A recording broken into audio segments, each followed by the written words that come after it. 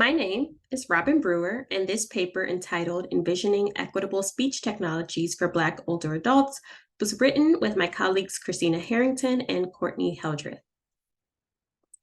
To start, older adults are adopting voice and speech technologies like the Google Assistant or Amazon Alexa because they can be more accessible than visual or screen-based technologies, specifically for those experiencing late life vision loss or those with motor disabilities.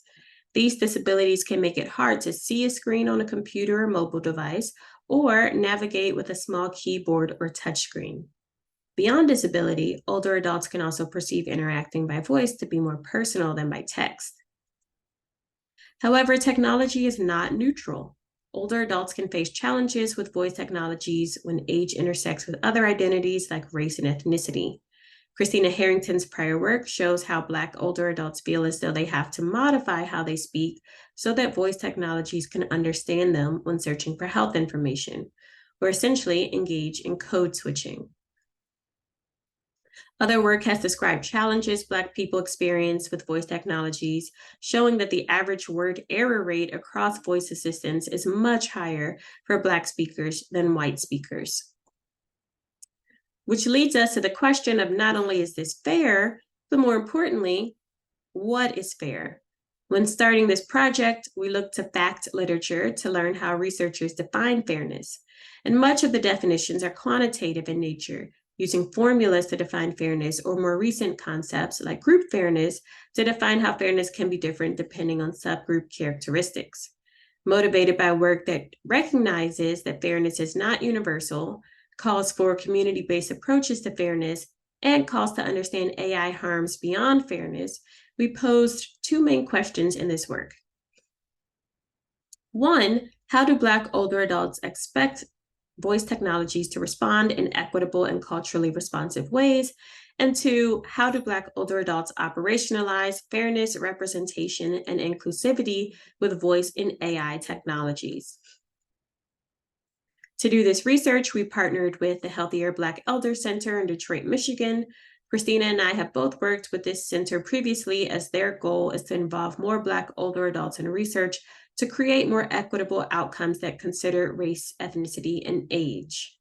We partnered with HBEC not only for recruitment, but also for advising, aligning with community-based research principles where the knowledge created isn't solely by researchers, but truly comes from members of the community. Therefore, we worked with HBEC to form a community advisory board of older adults who informed early research questions and objectives, provided feedback on materials and the recruitment process, and discussed initial findings and dissemination strategies. Once we established this partnership, we worked with HBEC to recruit 16 Black older adults across 3 phases of research, 2 design workshops, and 1 post-interview. In the first design workshop, we asked participants about their experiences with voice assistants. They created storyboards about moments of conflict, either when using voice assistants or when they expected voice assistants to fail to respond. And we probed whether voice assistants should be aware of any aspects of their identity. The second workshop focused on concepts of fairness, representation, and inclusivity through a series of word mapping exercises and a fill-in-the-blank activity of what these concepts would look like in artificial intelligence and with voice assistants. And both of these workshops were conducted in person in a small group format with 6 to 9 participants in each workshop, depending on their availability.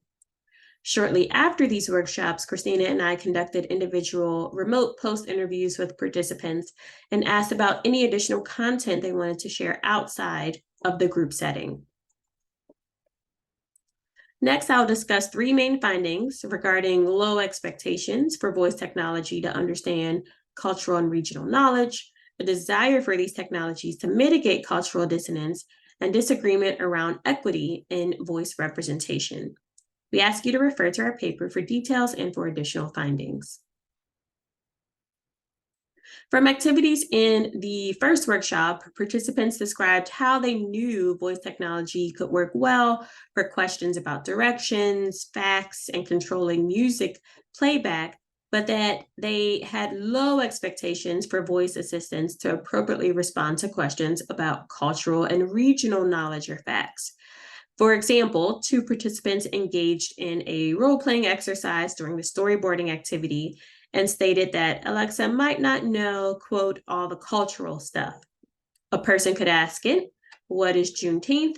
And Alexa would not understand, asking them to rephrase. And then the person would ask again, and Alexa would respond that it is the name of a Richard Wright novel, instead of knowing to respond with details about it being a holiday. In another example, participants didn't expect voice technologies to recognize that when someone is talking about, quote, sugar, that they're not talking about the Domino's brand of sugar, but instead are talking about diabetes, as Black people use the term sugar colloquially to refer to diabetes. Rather than needing to change how they speak or rephrase or re-ask their question, as with the Juneteenth example, participants expected voice technologies to be smart enough to mitigate cultural dissonance because it isn't fair to have to do this work themselves. One participant described how these technologies could use something like a dictionary of idioms that Black people use. And at a higher level, how can AI-powered systems like voice technologies learn cultural references to quickly correct errors? Participants also spoke of their expectations for more equitable and inclusive representation with voice technologies. Yet there was an interesting debate as to what this could sound like. Some participants agreed with one person who said, I feel ethnicity is important, and I think all the voices are white. They all sound like white people. I've had enough of white people in my lifetime. To them, voice representation could mean having voices that have, for example, a Mississippi accent, or a voice that sounds, quote, young and fine, like the late rapper Tupac Shakur.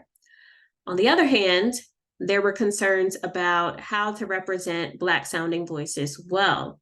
One participant said, quote, I think it's a little bit dangerous because there is a range of Black sounding voices and that it'd be hard to take anything seriously that was duplicating stereotypes of what it's like to sound Black or older. Which leads us back to this question of not only what is fair, but what does representation and inclusivity sound like?